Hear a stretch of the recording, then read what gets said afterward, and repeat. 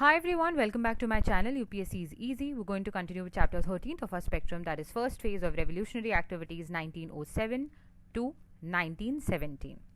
Yesterday we completed Bengal and today we're going to continue with Maharashtra. First personality जो महाराष्ट्र में आपको याद रखनी है वो है वासुदेव बलवंत फाड़के जी, जो रामोसी पेजेंट फोर्स जिन्होंने शुरू किया. सेकेंड पर्सनालिटी जो आपको याद रखनी है वो है तिलक और उनकी दो जर्नल्स जो बहुत इंपॉर्टेंट है. तिलक हमने पहले ही पढ़ा था, using Shivaji festival and Ganesh festival वो अपनी आइडियाज़ को प्रोपगेट करते थे. उनकी दो जर्नल्स भी थे, केसरी एंड महारथा, और ये दोनों ही जर्नल्स बहुत इंपॉर्टेंट हैं. प्रीलिम्स में केसरी के बारे में पूछ चुके हैं. सावरकर जब नाम आएगा तो आपको जो ऑर्गेनाइजेशन पता होना चाहिए उसका नाम है मित्र मेला. मित्र मेला लेटर मर्ज हो जाता है अभिनव भारत के साथ, जो एक्चुअली इंस्पायर्ड था मजीनी के यंग इटली के साथ. ठीक है, उससे इंस्पायर्ड था. तो अब सावरकर का नाम आएगा तो you have to remember Abhinav Bharat and you have to remember Mitra Mela. Okay, इनका एम क्या था कि ये ओवरथ्रो कर देंगे British government by means of armed revolution. ठीक है, ये सारे ही ऑलमोस्ट सारे जो रेवोल्यूशनरीज हैं उनका एम था. कलेक्टर ऑफ नासिक जो है उसको किल कर दिया था किसी एक इंसान ने, उनका नाम था अनंत लक्ष्मण कान्हेरी जी. ठीक है, ये भी अभिनव भारत का पार्ट थे. तो अब दो पर्सनालिटीज आपको अभिनव भारत से याद होनी चाहिए. ओके, ये मैच द फॉलोइंग में आ सकता है. That is why I am trying to tell you कि इस पर्सनालिटी से आप इस ऑर्गेनाइजेशन को एसोसिएट कीजिए ताकि आपको मैच द फॉलोइंग में आए तो आपको ये समझ में आ जाए कि कौन कहाँ से एसोसिएटेड है. जो ये कलेक्टर किल हुआ था नासिक में, उसके लिए 38 लोग अरेस्ट हुए थे और सावरकर को actually brain behind the conspiracy माना गया था और उसके बाद उनको पनिशमेंट मिली थी. ओके, पंजाब में जो कंडीशन थी वो हमें पता है बहुत बुरी थी. पहले तो वहाँ का लैंड रेवेन्यू सिस्टम, इरिगेशन जो टैक्स लग रहा था, फैमिन्स थे, प्रैक्टिस ऑफ बेगार था. बेगार मतलब क्या होता है? बेगार मतलब आपको पता होना चाहिए अनपेड लेबर. ओके, और इसके अलावा तो यहाँ पे जो पर्सनालिटी आपको याद रखनी है पंजाब में, एक आएंगे अजीत सिंह जो एक्चुअली अंकल हैं भगत सिंह जी के, और यहाँ पे लाला लाजपत राय जी एक और इम्पॉर्टेंट पर्सनालिटी. इन्होंने शुरू किया था पंजाबी. पंजाबी का जो आइडियोलॉजी है वो है self help at any cost. ठीक है, आपको खुद की मदद करनी है एट एनी कॉस्ट. ओके, अब हम आते हैं अजीत सिंह जी पे. Ajit Singh ji very important personality. इनका जो जर्नल था उसका नाम था भारत माता. इन्होंने जो ऑर्गेनाइजेशन शुरू की, जो अपना ग्रुप शुरू किया एक्सट्रीमिस्ट, उसका नाम था अंजुमन ए मुहिजबान ए वतन. तो अंजुमन ए मुहिजबान ए वतन जो लाहौर की एक ग्रुप थी, उसका जो स्टार्टिंग की थी वो अजीत सिंह जी ने की थी, और इससे एसोसिएटेड अगर आपको जर्नल पता हो तो वो है भारत माता. दूसरे और रेवोल्यूशनरीज जो हमारे पंजाब में थे उस वक्त वो थे आगा हैदर जी, सैयद हैदर रजा, भाई परमानंद, लालचंद. लालचंद जो थे वो एक पोएट थे, तो उनका जो पोइट्री में वो जो नाम जिसे साइन ऑफ करते थे उसका नाम था फलक. Okay, WW1 is actually World War I. I meant World War I here. So World War I में आपको गदर रेवोल्यूशन जो हमारा अगले चैप्टर में आएगा वो इम्पॉर्टेंट है. तो इससे एसोसिएटेड पर्सनालिटी है रास बिहारी बोस जी.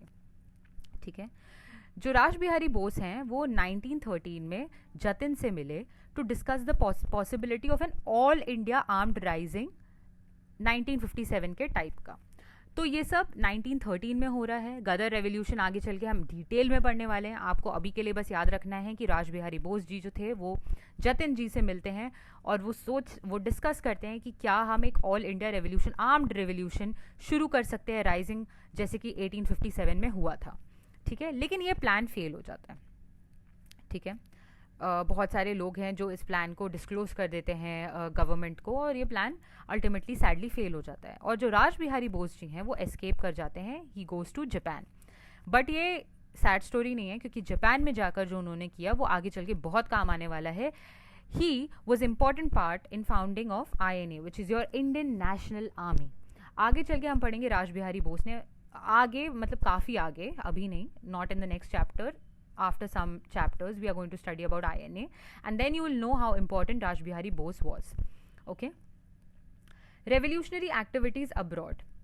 हम आज कुछ रेवोल्यूशनरी एक्टिविटीज़ देख लेते हैं जो बाहर हुई देश के, जिसमें से एक था लंदन में सबसे पहले इंडिया हाउस नाम से.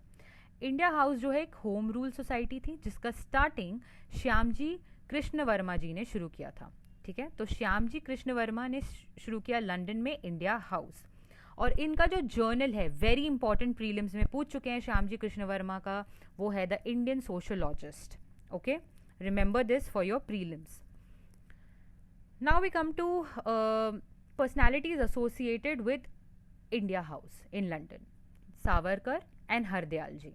ये दोनों भी आपको पता होना चाहिए क्योंकि ये मैच द फॉलोइंग में आ सकता है। इस बार का जो ट्रेंड है प्रीलिम्स का आपका, this seems to be very important to me, so I want you to remember this nicely.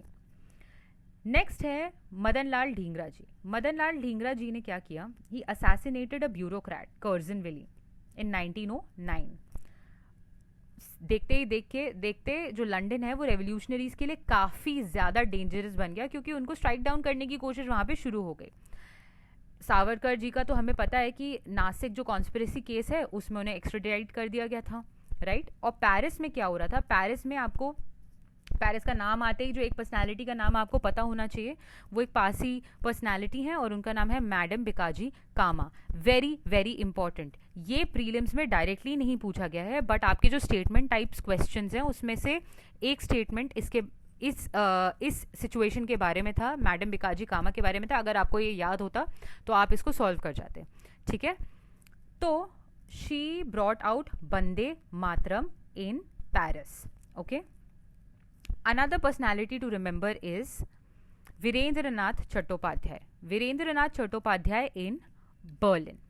Okay, I think we'll stop here क्योंकि अब ये जो आज का हमारा क्लास था दैट इज प्रीलिम्स ओरिएंटेड, लेकिन अगला class is going to be very very interesting because it will be on the Ghadar movement. Okay, and we'll do the valuation of it also and a small mutiny in Singapore जो कि हम देख लेंगे। Okay, और उसमें कौन कौन सी पर्सनैलिटीज इन्वॉल्व थी that also we will see. That's it for today. All the best and happy studying.